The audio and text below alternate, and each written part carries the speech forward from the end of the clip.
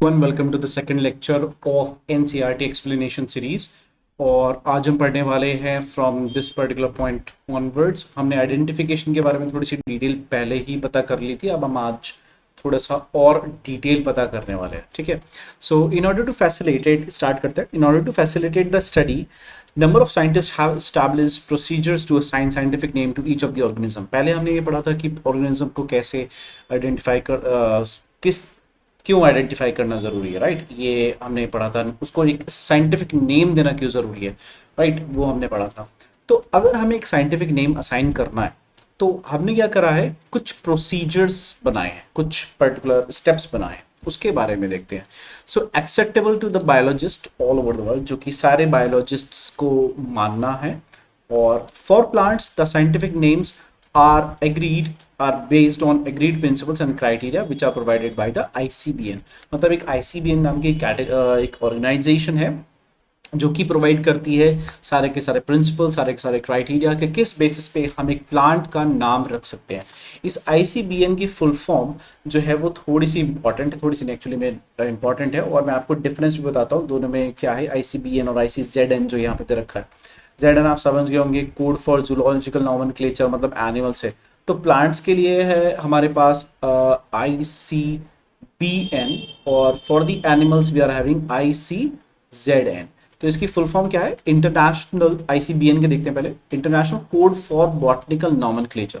Botanical मतलब plant, basically botanical मतलब plant, zoological मतलब एनिमल्स, राइट। तो botanical is plant, zoological animal हो गया। ठीक है, अगर एनिमल के लिए कौन सा कोड फॉलो होता है, कौन सी एक पर्टिकुलर नॉमेनक्लेचर का कोई प्रिंसिपल है एक particular, that is called international code of zoological nomenclature. यहाँ पर एक बार एक पर्टिकुलर फेमस प्रीवियस टाइप, जब नीट नहीं होता था, अलग अलग डिफरेंट होते थे, तो उसमें पता है क्या पूछा गया था, उसमें एक चीज को हाईलाइट करके, एनसीईआरटी बेस्ड क्वेश्चन था, लेकिन एक चीज को हाईलाइट करा गया था क्योंकि कट ऑफ भी तो कंट्रोल करनी होती है।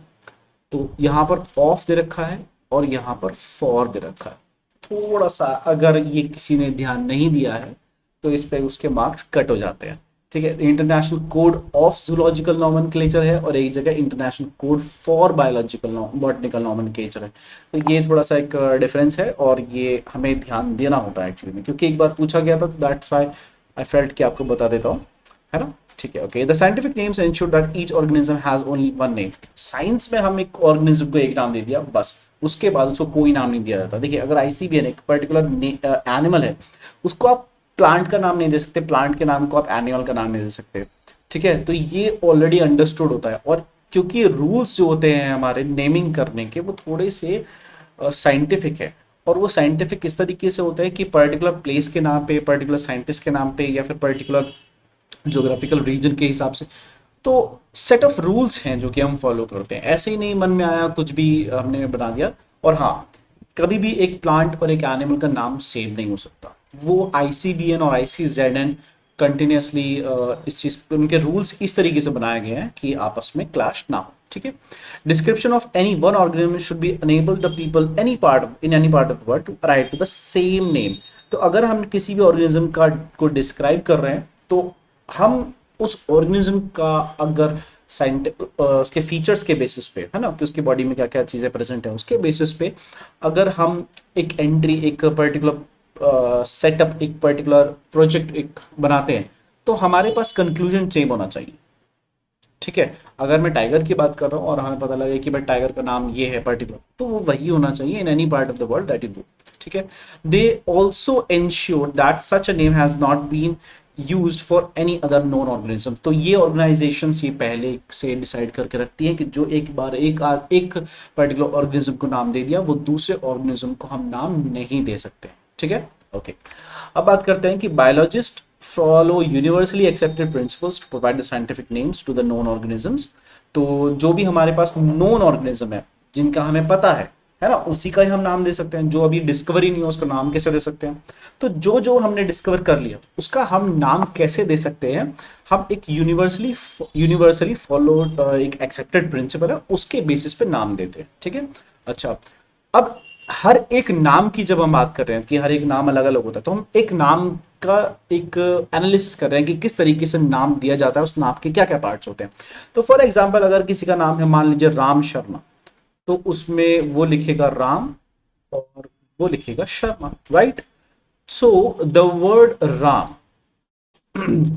is the first name and the word Sharma is the last name. So there is a first name, तो पहला एक first name हो गया, एक last name हो गया, पहला नाम दूसरा नाम, राइट, लास्ट का नेम। तो इसी तरीके से किसी भी ऑर्गेनिज्म के नाम में भी दो पर्टिकुलर वर्ड्स होते हैं, ठीक है, उसके बारे में हम देखते हैं। तो each name has two components, दो कंपोनेंट्स होते हैं। पहला जो नाम है, सबसे पहला पार्ट जो होता है नाम का, जैसे कि हमारे में होता है फर्स्ट नेम। तो जब हम किसी भी ऑर्गेनिज्म का नाम रखते हैं उसके में होता है जेनरिक नेम, क्योंकि उसमें फर्स्ट नेम लास्ट नेम तो दे नहीं सकते, तो हमने उसका एक अलग से उस जो फर्स्ट लेटर जो पहले आता है, जो सबसे पहले आता है, उसको हमने क्या बोला है, generic name and specific epithet. मतलब क्या है, फॉर एग्जाम्पल अगर हम जैसे ह्यूमंस की बात करें तो ह्यूमंस को बोलते हैं हम होमो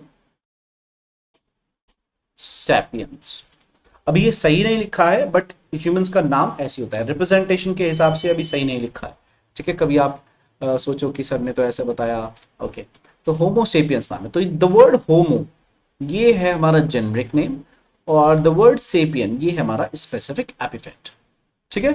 ये this system of providing two components, एक नेम के अंदर दो कंपोनेंट्स हो गए, जेनरिक नेम और स्पेसिफिक एपिथेट, इसको हम बोलते हैं बाइनोमियल नॉमेनक्लेचर। बाइनोमियल मतलब दो, नामकरण संस्कार में हमने दो चीजों का यूज करा, that's called basically binomial nomenclature, ठीक है।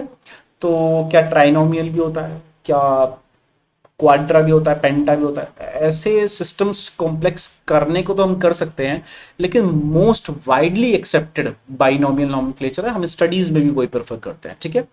Now this naming system given by Carolus Linnaeus, सबसे पहले ये इंपॉर्टेंट है, बायोनोमियल नॉमेनक्लेचर जो दिया था वो किसने दिया था हमें, कैरोलस और कार्लोस लीनियस ने दिया था। ये एक बहुत इंपॉर्टेंट चीज है, being practice by biologist all over the world. तो सारे बायोलॉजिस्ट ज्यादातर इसी को प्रैक्टिस करते हैं। कोई एक अलग से बायोलॉजिस्ट आ गया जो अलग से कहता है कि भाई मैं बाइनोमियल नॉमेनक्लेचर फॉलो नहीं करूंगा, मैं तो ये दूसरा फॉलो करूंगा, भाई कर ले, लेकिन हम इसको फॉलो करते हैं, ठीक है, okay. Now this naming system using और two word format has found convenient. तो इसमें हम क्या यूज करते हैं, टू वर्ड का फॉर्मेट यूज करते हैं बेसिकली, एक जेनरिक नेम एक specific epithet. Let us take an example of mango. तो जो हम जिसको कॉमनली मैंगो बोलते हैं इंग्लिश में, तो उसका हम हिंदी में नाम बोलते हैं आम, है ना। अब आम भी बहुत तरीके का होता है, दशहरी आम होता है, देन यू हैव दशहरी के अलावा कौन सा होता है ओके, दशहरी होता है, उसके बाद चौसा आम होता है, और बहुत सारे आम होता है। उत्तर प्रदेश और हरियाणा की साइड तो एक्चुअली बहुत सारे तरह तरह के आम मिल सकते हैं, राइट। सो उसका साइंटिफिक नेम क्या है, मैंजीफेरा इंडिका। साइंटिफिक नेम क्या है, मैंजीफेरा इंडिका उसका साइंटिफिक नेम है। अच्छा, आप एक चीज देख रहे हो, ये इटैलिक्स में लिखा हुआ है ना, जो साइंटिफिक नेम मैंगो, जब मैंने यहाँ पे बोला कि यहाँ पे मैंगो लिखा हुआ है, तो मैंगो को लिखने के लिए इन्होंने कोई भी इटैलिक्स वर्ड यूज नहीं करा, लेकिन जब साइंटिफिक नेम लिखा इन्होंने इटैलिक्स कर दिया, है ना। क्यों इटैलिक्स करा, अभी इसी चीज को पढ़ने वाले हैं। तो let us see how a binomial, how it is a binomial name, ये कैसे है। तो मैंजीफेरा जो है वो जीनस को रिप्रेजेंट करता है, और जो इंडिका है वो किसको रिप्रेजेंट करता है, स्पीशीज को रिप्रेजेंट करता है, या फिर स्पेसिफिक एपिफेट को रिप्रेजेंट करता है। अभी स्पीशीज को रिप्रेजेंट करता है या स्पेसिफिक एपिफेट को रिप्रेजेंट करता है। देखिए, जब हम नेम की बात कर रहे हैं तो बेसिकली नाम की बात कर रहे हैं। आपने नाम लिख दिया, आपको स्पीशीज के बारे में कुछ नहीं पता, तब बोल दीजिए कि भाई ये स्पेसिफिक एपिफेट है। अगर आपको पता है कि पर्टिकुलर स्पीशीज होती है, then you call it a species, ऐसा होता है। वैसे जनरली इतना टेक्निकलिटी में जाने की जरूरत नहीं है, सिंपली सिंपली याद रखना है कि ये स्पीशीज भी बोल सकते हो आप, या फिर आप इस बोल सकते हो स्पेसिफिक एपिफेट, बात एक ही है, ठीक है, गलत नहीं होगी। तो कुछ रूल्स हैं नॉमेनक्लेचर के जो हम लिखते वक्त फॉलो करते हैं। देखिए, नेमिंग के लिए नहीं है कि नाम कैसे देना है, ये वो रूल्स नहीं है। कुछ रूल्स हैं कि हम कैसे मेंशन कर सकते हैं। मान लीजिए अगर आपको मैंजीफेरा इंडिका लिखना है कहीं पे, दूसरे एक साइंटिस्ट को बताना है कि मुझे मैंगो के बारे में स्टडी करना है, सो आप किस तरीके से उसको बताएंगे। जैसे जर्मनी में आप गए, तो अपनी जर्मन लैंग्वेज में तो कन्वर्सेशन पॉसिबल नहीं है, तो आप इंग्लिश में बताओगे कि भाई मुझे मैंजीफेरा इंडिका के बारे में पता करना है। सो हाउ विल यू, अगर आप टेक्स्ट में, लिखित में दे रहे हो, तो आप लिखित में कैसे कन्वे कर सकते हो मैसेज को, या फिर अगर आप कोई बुक लिख रहे हो तो उस बुक में आप कैसे बता सकते हो अपने रीडर्स को कि ये एक पर्टिकुलर साइंटिफिक नेम है। तो एक तरीका तो ये है कि इटैलिक्स कर दिया, लेकिन इसमें भी कुछ रूल्स है, और भी कुछ रूल्स है। तो सबसे पहले देखते हैं, biological names are generally in Latin. सबसे पहला सवाल आता है लैटिन क्या होता है। लैटिन एक भाषा होती है, क्या होती है, एक लैंग्वेज है लैटिन, मैं आपको यहां पर बता देता हूं। लेकिन इस लैटिन भाषा को अमेजिंगली क्या बोलते हैं, लैंग्वेज ऑफ द डेड, मरे हुए लोगों की भाषा। मरे हुए लोगों की भाषा हम क्यों यूज कर रहे हैं एक्चुअली में, जब हम इंग्लिश की बात करते हैं तो इंग्लिश हो या हिंदी हो या कोई सी भी अदर लैंग्वेज हो, अगर वो बोली जाती है तो उसमें थोड़ा सा चेंज आ ही जाएगा, मतलब वेरिएशन आ जाता है। जैसे कि फॉर एग्जांपल, थोड़ा सा फनी लगेगा बट सुनिएगा, अगर मैं कहूं कि अगर आप हरियाणा की साइड, अगर आप ये कहना चाहते हो कि कहाँ, कोई भी पर्सन है और आप उससे पूछना चाहते हो कि कहाँ जा रहे हो, the people in Haryana would say कहाँ जा रहा भाई, राइट। उत्तर प्रदेश में भाई कहाँ जा रहा है, उत्तर प्रदेश के दूसरे पार्ट में हाँ भाई कहाँ जा रहा तू, and if you come to the western part of the UP, कहाँ जा रही, right. Meaning is the same, language is the same, but the way is different. तो वे जो तरीका जो है वो थोड़ा सा चेंज होता है। और इसके साथ साथ जब इसको लॉन्ग टाइम के लिए बात करते हैं, ईयर्स की बात करते हैं, तो एक्चुअली में लैंग्वेज में थोड़ा सा ना चेंज आ जाता है। लैंग्वेज को यूज करने का जो तरीका होता है वो थोड़ा सा चेंज हो जाता है। तो हम ये नहीं चाहते कि भाई आज से 100 साल पहले हमने किसी की बुक, 100 साल पहले का कोई आदमी था उसकी बुक हम आज पढ़ रहे हैं, 100 साल बाद मान लीजिए कोई उसी की आदमी की बुक पढ़ रहा है जो अब 200 साल पुरानी है। हम नहीं चाहते कि लैंग्वेज बदले, इसलिए हमने नाम इंग्लिश में रखे ही नहीं। हमने किस भाषा में रखे, लैटिन। तो लैटिन भाषा में कोई बोलता नहीं है तो लैंग्वेज चेंज पॉसिबल नहीं है। प्लस हम क्या करते हैं, लैटिन भाषा को उठा करके बोलते नहीं है उसको, उसमें कन्वर्ट कर देते हैं। ठीक है, क्या करते हैं, कन्वर्ट करते हैं। तो देखते हैं, generally Latin and written in italics, हम उसको क्या लिखते हैं, इटैलिक्स में लिखते हैं। लेकिन अगर इटैलिक्स नहीं है, हम तो हाथ से लिख रहे हैं, तो भी क्या हम इटैलिक्स नहीं, तब इटैलिक्स नहीं लिख पाएंगे ऑब्वियसली।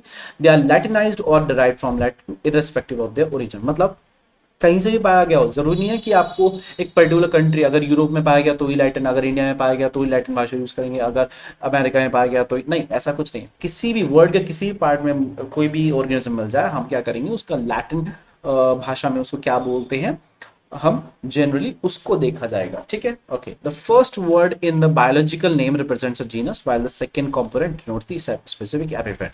तो हमारा फर्स्ट पॉइंट क्लियर है, सेकंड पॉइंट क्लियर है। Let's look at the third point. अब ये थर्ड पॉइंट बताता है कि हम किस तरीके से इसको लिखते हैं।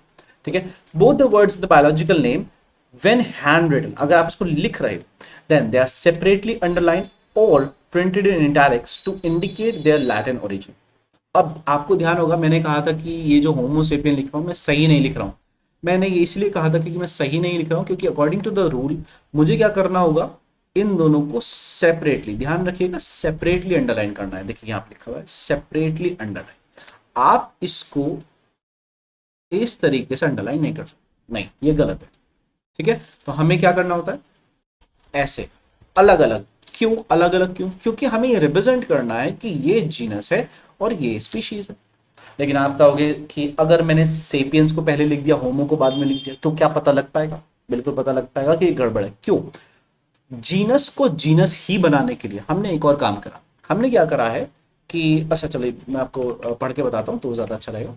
The first word denoting the genus, the first word denoting the genus, Homo sapien में क्या था, एच था, जो कि है ना, तो होमो में हो गया एच, ये इसकी बात कर रहा है, एच की, capital H starts with a capital while the specific epithet starts with a small letter। अगर आपको ध्यान है, अगर आपको ध्यान करना, खोल के दिखा देता हूँ। देखो यहां पर मैंने H को कैपिटल रखा है और S को स्मॉल रखा है। ये डिनोट करता है कि H क्या है, जीनस है, और स्पेसिफिक एपिफेट क्या है, सेपियन है। तो इसका मतलब अगर मुझे कभी भी जीनस लिखना है तो मैं किससे स्टार्ट करूंगा, H से स्टार्ट, ओ सॉरी कैपिटल, फर्स्ट वर्ड जो होगा उसका वो कैपिटल रखूंगा। और अगर स्पेसिफिक एपिफेट रखना है तो उसका पहला वाला जो अक्षर है, पहला वाला जो वर्ड है बेसिकली, उसको मुझे क्या रखना है, स्मॉल रखना है। देखिए यहाँ पर भी जब आप जीनस नेम भी पढ़ते हैं, in this Mangifera represents genus, तो उन्होंने मैंजीफेरा में भी एम को कैपिटल रखा है। और जब ये इंडिका को डिनोट कर रहे हैं कि ये स्पीशीज है, ये स्पेसिफिक है, तो यहाँ पे इन्होंने क्या करा है, आई को छोटा रखा। तो इस तरीके से हम क्या करते हैं, नाम रखते हैं। ठीक है, ओके। तो it can be illustrated with example of Mangifera indica. देखिए यहाँ पे, अब क्योंकि हम अंडरलाइन तो कर नहीं रहे क्योंकि ये तो टाइप कर रहे हैं, अगर आप टाइप कर रहे हो तो आप इसको इटैलिक्स में कर दोगे, है ना। तो मैंजीफेरा में एम कैपिटल है, इंडिका में आई क्या है, स्मॉल है। ये रिप्रेजेंट करता है कि मैंजीफेरा जीनस है और इंडिका स्पीशीज है। ठीक है, अब आगे बढ़ते हैं। Name of the author after specific at the end of the biological name. देखिए ये जो नेम ऑफ द ऑथर है ये बिल्कुल ज़रूरी तो नहीं है, लेकिन अगर आप लिखना चाहें तो आप लिख सकते हैं। ठीक है, तो नेम ऑफ द ऑथर जो आता है कि मतलब बायोलॉजिकल नेम किसने, वो ऑर्गेनिज्म किसने डिस्कवर करा है या किसने दिया है, तो वो उसको एब्रीवेटेड फॉर्म में लिखते हैं। एब्रीवेटेड फॉर्म में, शॉर्ट फॉर्म में लिखते हैं। एक जैसे हम लिखते हैं ना HIV, human immuno deficiency virus, इस तरीके से। तो HIV की फुल फॉर्म जो होती है उसको शॉर्ट करते हैं, एब्रीविएशन लिखते हैं। ठीक है, तो लिन का मतलब होता है लीनियस, इस तरीके से। ठीक है, okay. Since it is nearly impossible to study all the living organisms, देखो इतना तो हमें ही पता है कि सारे के सारे 1.7 मिलियन ऑर्गेनिजम्स, है ना। आई होप आपने एमसीक्यूज करे थे। अगर आपका एमसीक्यूज नहीं करे हैं आपने तो आप एमसीक्यूज कर लीजिएगा। The link is given in the description.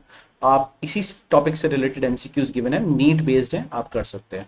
Okay, तो हम ये बात कर रहे थे कि सारे के सारे ऑर्गेनिजम्स को स्टडी करना इम्पॉसिबल है because there are 1.7 minimum 1.7 million तो है ही। इतने सारों का डेटा कैसे याद रखेंगे, इतनी सारी इंफॉर्मेशन कैसे याद रखेंगे। तो हमने क्या करा है, एक डिवाइस सम मीन, मतलब कि हमें कुछ ऐसा तरीका निकालना पड़ेगा कि ये पॉसिबल हो जाए। अगर हमें 1.7 की स्टडी करके रखना है, हमें अपने नॉलेज में नहीं रखना, हमें याद नहीं करना है, लेकिन उसकी स्टडी करना है, तो उसको ऑर्गेनाइज करना बहुत ज्यादा जरूरी बन जाता है कि हमें उस स्टडी को एक क्लियर कट पॉइंट से ऑर्गेनाइज करना है। तो कैसे कर सकते हैं इस चीज को, हम बोलते हैं सबसे पहले क्लासिफिकेशन, कि भाई ऑर्गेनिज्म को क्या करो, ग्रुप्स में डिवाइड कर दो। मतलब जो अनरिलेटेड है, जैसे कॉकरोच है और ह्यूमन है, दोनों के दोनों एनिमल है लेकिन अनरिलेटेड है ना। अब मैं कहूँ कि फॉर एग्जाम्पल एक मैंगो का ट्री है और एक ह्यूमन है, अनरिलेटेड है, लिविंग ऑर्गेनिज्म है लेकिन अनरिलेटेड है, तो कॉमन पॉइंट भी आ जाए और रिलेटिविटी भी आ जाए, के रिलेशन भी आ जाए। तो इस तरीके से एक ऑर्गेनाइजेशन करेंगे इस तरीके से। तो इस ऑर्गेनाइजेशन की इवन जो बात कर रहा हूँ, इसी चीज को हम क्या बोल देते हैं बायोलॉजी में, क्लासिफिकेशन। तो हमने क्या करा है, ऑर्गेनिज्म से क्लासिफिकेशन करा है। किस बेसिस पे करा है, किस आधार पे करा है, उसके कैरेक्टर्स के बेसिस पे। अभी आ जाएगा, classification is the process by which anything is grouped into convenient categories. उसको कैटेगरीज में बांट लेते हैं based on easily observable characters. हमने क्या करा, ऑर्गेनिज्म को ऑब्जर्व करा जो कि इजीली ऑब्जर्व हो सकता है, उसके कैरेक्टर्स देख लिए। कैरेक्टर्स मतलब कैरेक्टर्स हो सकते हैं, फॉर एग्जांपल ह्यूमंस की अगर बात करें, ह्यूमंस के पास 2 आंख है, एक नाक है, एक मुंह है, 2 कान है, सर पे बाल है ना। तो ये कैरेक्टर्स होते हैं। ये क्या होते हैं, कैरेक्टर्स। तो इन कैरेक्टर्स के बेसिस पे, अच्छा तो कैरेक्टर्स क्या बाहर बाहर से देखने हैं, नहीं, कैरेक्टर बॉडी को कट करके भी देखा जाता है। ठीक है, उसके बारे में भी पढ़ेंगे हम। सो for example, we recognize groups such as plants or animals or dogs or cats or insects, है ना, हम इसको रिकॉग्नाइज कर लेते हैं। लेकिन अगर मुझे कोई माइक्रो ऑर्गेनिज्म मिल गया तो मुझे कैसे पता लगेगा कि भाई ये प्लांट है या फिर ये एनिमल है ना। तो उसके लिए उसे कैरेक्टर्स, कि वो फोटोसिंथेसिस करता है या बना बनाया खाना लेता है, ये भी चीज देखनी पड़ती है। तो बहुत सारे क्राइटेरियाज हैं, उसको हम देखेंगे। The moment we use any of these terms, तो हम अगर इनकी टर्म्स बोल रहे हैं कि भाई ये कैट है, ये डॉग है, तो हम क्या कर रहे हैं, हम उसको सर्टेन कैरेक्टरिस्टिक्स के बेसिस पे एक ग्रुप ऑफ ऑर्गेनिज्म के साथ एसोसिएट कर रहे हैं कि भाई ये डॉग है। तो डॉग का मतलब हम समझे कि हमारे माइंड में कि डॉग का मतलब 4 पैर, 1 पूंछ, और जो बिल्ली से बड़ा होता है जनरली, है ना। तो इस तरीके से what image do you see when you think of a dog, तो आप क्या सोचते हो डॉग के बारे में, वो एक क्वेश्चन पूछा है। Obviously each of us will see dogs and not cats.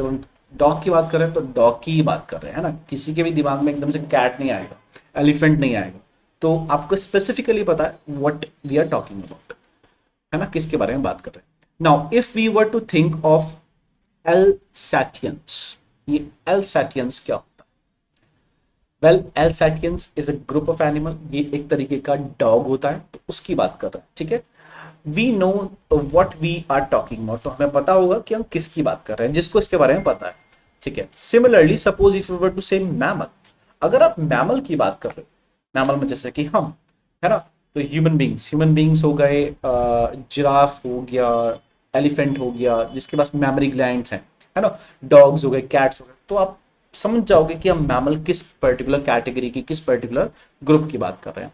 तो think of the animals with external years, जिनके एक्सटर्नल ये वाला ईयर जो होता है कान का ये प्रेजेंट है, और उनके ऊपर बॉडी हेयर्स प्रेजेंट होते हैं। ये उनके कुछ फीचर्स हैं, यूनिक फीचर्स हैं मैमल्स के, जो हम आगे 4th चैप्टर में पढ़ेंगे। So likewise in plants, when we talk of the wheat, the picture that we get in our minds is of wheat plant and not of rice or any other plant. तो जब आप wheat के बारे में सोचते हो, आप गेहूं के ही बारे में सोचते हो, आप मैंगो के बारे में नहीं सोचते, ये कहना चाह रहे हैं। तो hence all these dogs, cat, mammals, wheat, rice, plant, ये जितने भी हमने पढ़े are convenient categories। तो हम उसको क्या करते हैं, हम कहते हैं कि भाई डॉग है, ये कैट है, तो ये सब कैटेगरीज है। क्या है ये सब? कैटेगरी है। अब डॉग भी एक कैटेगरी है, बिल्कुल डॉग भी एक कैटेगरी है। डॉग भी तो कई तरीके के है ना, जर्मन शेपर्ड हो गया, उसके बाद बुल डॉग हो गया, बहुत सारे तरह तरह के डॉग है। तो डॉग इसलिए कैटेगरी है। प्लांट, अगर मैं कहूँ वीट, तो वीट भी एक कैटेगरी है, क्योंकि वीट भी अलग अलग तरीके का होता है। अगर मैं कहूँ राइस, तो राइस भी अलग अलग तरीके का है ना। तो कैटेगरी है ये, इसीलिए कैटेगरी है, क्योंकि वो भी उसके भी टाइप्स होते हैं हमारे पास।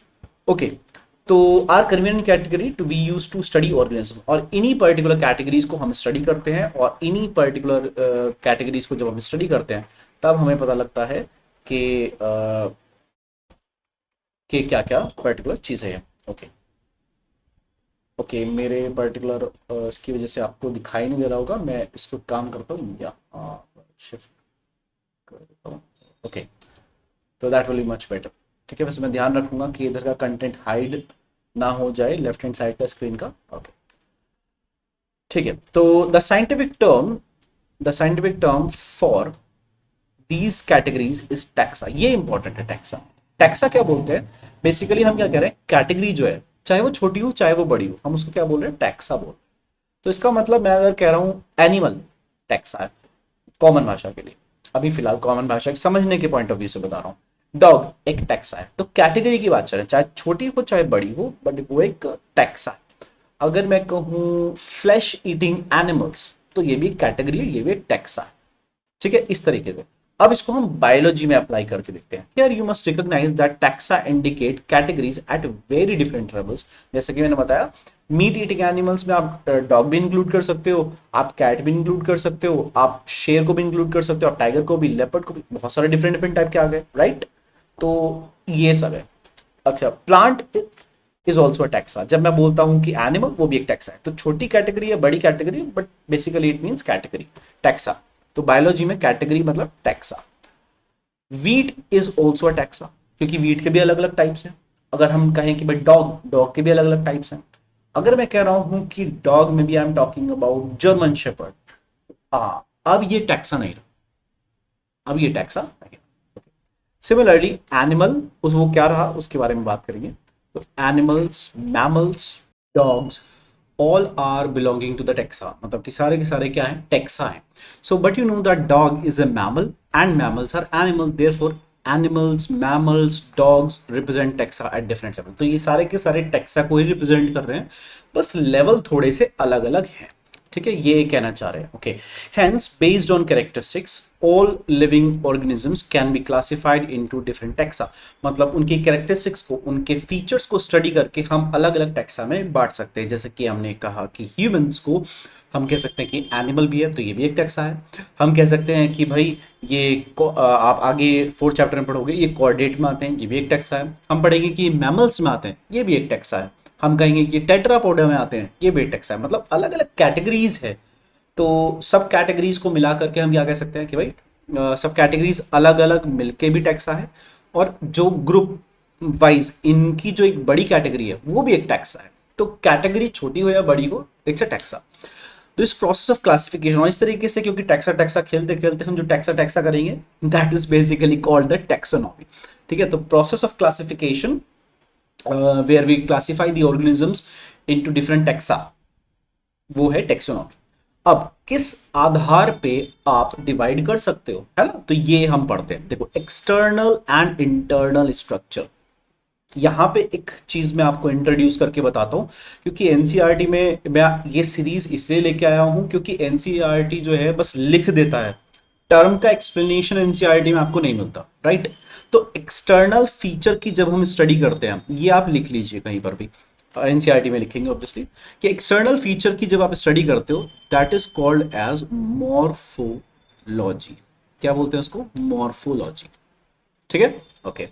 जब आप किसी भी ऑर्गेनिज्म की इंटरनल स्ट्रक्चर को स्टडी करते हो तो उसको हम क्या बोलते हैं? एनाटॉमी, या एनाटमी भी बोलते हैं कुछ कुछ लोग, तो एनाटमी और anatomy whatever you want to call.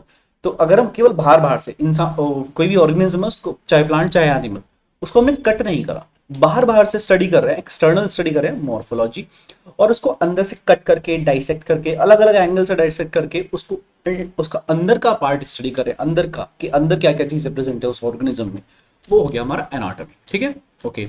Along with the structure of the cell, हम उसके सेल का स्ट्रक्चर भी पढ़ते हैं। क्यों सेल का स्ट्रक्चर क्यों पढ़ना है?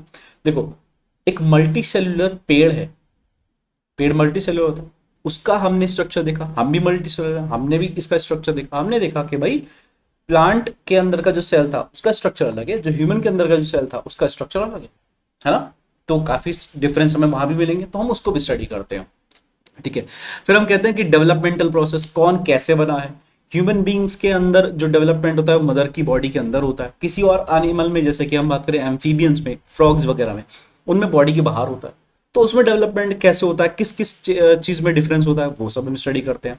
फिर उसके बाद हम स्टडी करते हैं ecological information of the organism, मतलब वो दूसरे बाकी ऑर्गेनिजम्स के साथ कैसे इंटरेक्शन करता है, क्या वो ऑर्गेनिजम्स को मार रहा है, दूसरे ऑर्गेनिज्म को मार के खाता है जैसे कि प्रेडेटर लायन करता है, या फिर वो प्रे, या फिर ऐसा होता है कि वो शिकार हो जाता है जैसे कि डियर, या फिर वो कहीं पे मूव नहीं कर पाता जैसे कि प्लांट। तो उसका रोल क्या है ना, इकोसिस्टम में क्या रोल है, आपने ecosystem food web food chain पढ़ा है, तो वो कौन से लेवल पे लाई करता है, उसके इंटरेक्शंस क्या है, ये सब हम पढ़ते हैं and forms the basic modern taxonomic studies. और इस तरीके से हम पूरी मॉडर्न टेक्सोनॉमी को पढ़ पाते हैं। ये होती है मॉडर्न टेक्सोनॉमी, केवल एक चीज को स्टडी नहीं करा, हम सब कुछ स्टडी करते हैं, ठीक है। हेंस इसके बेसिस पे हम ये कह सकते हैं कि कैरेक्टराइजेशन, कैरेक्टर्स की जो स्टडी करते हैं बेसिकली, आइडेंटिफिकेशन, आइडेंटिफाई करा कि भाई ये ऑर्गेनिज्म इस पर्टिकुलर कैटेगरी से, इस पर्टिकुलर टेक्सा से मैच करता है, उसका क्लासिफिकेशन कर दिया कि इस ग्रुप में ये इस टेक्सा से मैच कर रहा है, तो उसको इस टेक्सा में जो है हम रख सकते हैं या नहीं रख सकते। अच्छा पता लगा इसमें एक फीचर मैच नहीं कर रहा, अच्छा दूसरे में ट्राई करो, दूसरे से मैच कर रहा है, तो दैट इज क्लासिफिकेशन। फिर उसका नामकरण, संस्कार पूरा, these are the process of the that are the basics to the taxonomy. तो अगर मुझे यहाँ से इस पर्टिकुलर पार्ट से एक एमसीक्यू बनाना है तो मैं कहूंगा what are the basic the processes, what are the processes that are basic to taxonomy. तो देयर आर 4 बेसिक प्रोसेसेस। कौन कौन से? Characterisation, identification, classification and nomenclature, ठीक है। तो इन चीजों को आप अगर मैं होता अपनी एनसीईआरटी में तो मैं ऐसे लिखता, मैं आपको बता देता हूँ कैसे लिखता मैं एनसीईआरटी की बहुत डिटेल स्टडी करता हूँ, ओके। तो मैं क्या करता, यहाँ पे लिखता टैक्सोनॉमी, और इसको 4 पार्ट्स में डिवाइड कर लेता, ठीक है। और अब मैं यहाँ पर दूसरा पेन यहाँ पे ले लेता हूँ, वैसे मैं पेन चेंज नहीं करता रियल लाइफ में, बट यहाँ पे मैं लिखता कैरेक्टराइजेशन, यहाँ पे मैं लिखता आइडेंटिफिकेशन, यहाँ पे मैं लिखता क्लासिफिकेशन लाइक दैट, और यहाँ पे मैं लिखता नॉमेनक्लेचर। ये डब्ल्यू नहीं, ये एन है ना, नॉमेनक्लेचर। तो इस तरीके से, ताकि मुझे पता रहे इसकी 4 चीजें हैं, 4 चीजें हैं जो इसके अंदर इंक्लूडेड है, इस तरीके से, ठीक है, okay. So with that said, taxonomy के बारे में हम एक छोटी सी बात और पढ़ लेते हैं।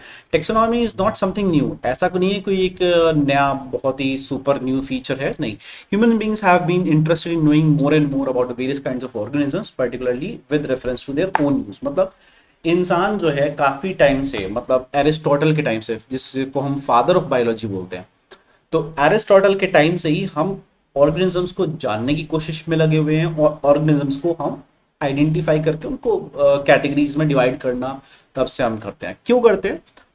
Reference to their own use, अपने हिसाब से ये चीज काम की है, ये चीज काम की नहीं है, इस प्लांट को खाने से ये होता है, इस प्लांट को खाने से ये होता है, इस एनिमल से मुझे बच के रहना है, इस एनिमल से मुझे ये फायदा होता है। तो पहले हम ऐसे करते थे, आज हम थोड़ा सा और एडवांस लेवल पे आते हैं।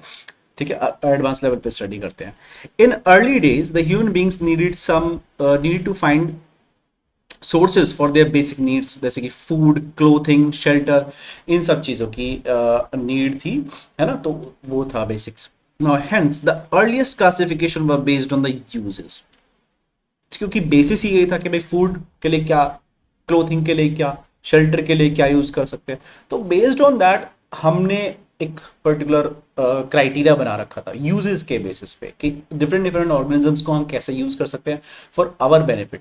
नाउ क्योंकि फैमिनिन, भूखमरी और ये हंगर वगैरह ये इतनी प्रॉब्लम्स नहीं है, because there is job, ample amount of jobs. अगर we are not talking about government jobs, हम गवर्नमेंट जॉब की बात नहीं कर रहे, बट कोई ना कोई कुछ ना कुछ कमा के तो खा रहा है, चाहे जैसे भी कमा के खा रहा है, लेकिन चाहे कम या ज्यादा, लेकिन दो वक्त की रोटी सबको मिल रही है, राइट।